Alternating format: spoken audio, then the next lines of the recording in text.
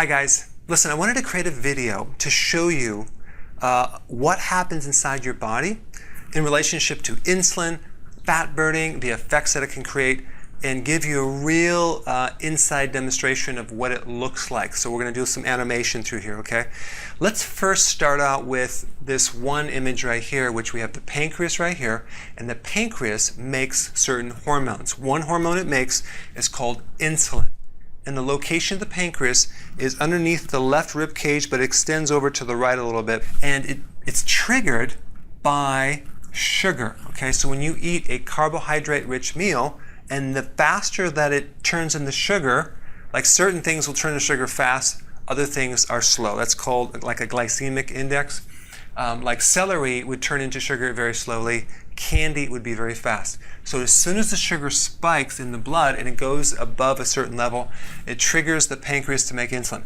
So now we have this insulin that connects into the cell. So insulin actually will remove the sugar out of the blood to bring the sugar down, okay?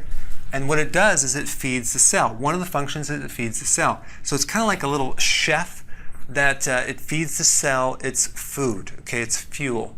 So you can look at insulin also as a key that opens a door, allowing the cell to absorb glucose, okay?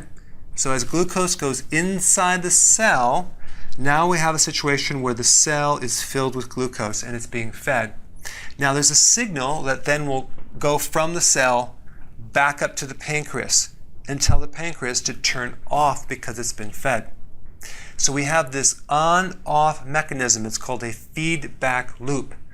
And all the hormones have this feedback loop where the hormone is sent across a distance, it does its function, and then once it's done, it sends a signal back letting the gland know it did its job as an acknowledgement, so then it can turn off.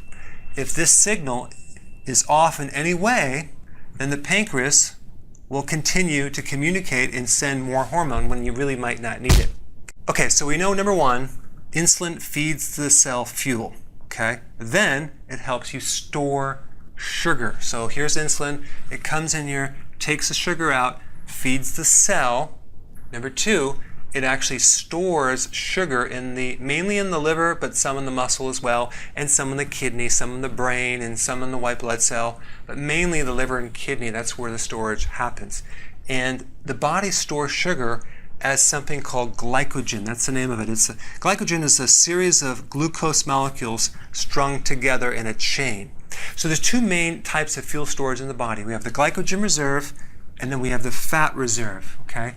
The glycogen reserve, which is the sugar reserve, is roughly only 1,700 calories. It's very, very tiny, versus 70,000 calories on a non-obese average person. So we have 70,000 calories for fat versus only 1,700, that's 1,700 for sugar reserves. Okay, so insulin helps in the absorption of fuel in the cell. It helps in the sugar storage, which is called glycogen reserve. And number three, it converts excess sugar and carbohydrates into fat. Okay, so fat comes from the excess carbohydrates. So as soon as the blood sugars go too high, insulin converts it to fat in the liver. So it's dumping fat into the liver and dumping fat into the body, specifically in the belly area. This is the storage around the liver and starts spilling off into a belly, a fat belly. That's where it's coming from. So in this section, I'm going to talk about what is excess sugar in the blood. Normal blood sugar is between 80 and 100, okay, milliliters per deciliter. This basically means you have 1 teaspoon of sugar per all of your blood. On an average person, it's roughly 1 1/3 gallons of blood. That's normal. An average American consumes 31 teaspoons of sugar. So you can imagine how much sugar that is in your body. Your insulin needs to deal with it, so it has to get this toxic sugar out, protect the cells, and dump it into the reserve, which is your belly. So it's converting the excess sugar to belly fat, and that's how it works. Okay, so the next thing that happens when you have too much sugar over a long period of time and too much sustained insulin, we develop something called insulin resistance, where the receptor that's supposed to receive insulin becomes blocked, okay? Now what happens is now the glucose, the sugar, can't get into the cell because the key is not working to allow the cell to be fed the fuel that it needs, okay? So because there's no signals inside the cell that the glucose is getting in there, there's no feedback loop to the pancreas to turn it off. So we have an incomplete communication. It's like someone's talking so much but no one's listening. So we have the situation where no off switch, the body compensates to drive more insulin to try to connect with this little key, to try to drive the key in there. So a person with insulin resistance has 5 to 7 times more insulin than a normal person. This is pre-diabetes, okay? So what happens is all this excess insulin goes throughout the body, but it's not becoming effective. In other words, it's not bringing the sugars down. It's not feeding the cells.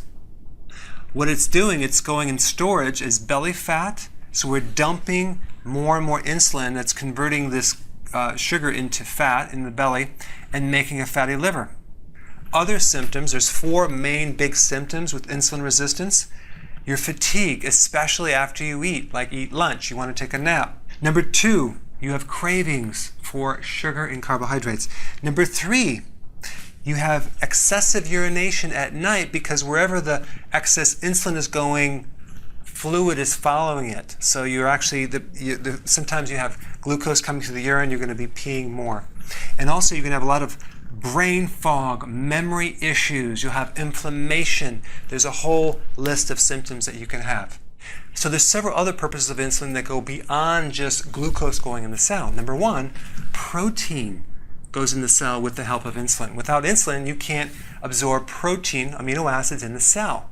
That's why diabetics have loss of muscle, collagen, muscle weakness. They can't build muscle.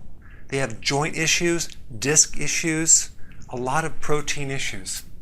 And potassium, the major mineral or electrolyte, which is potassium, will not go in the cell as well, thereby having fatigue, high sodium, that's going to get high pulse rate, high blood pressure, arrhythmias, heart arrhythmias, skip heartbeat, palpitations, edema, swelling in your feet, poor sleep because potassium helps relax your body, muscle cramps, constipation, gout, kidney stones. Okay, so insulin is needed for other things as well.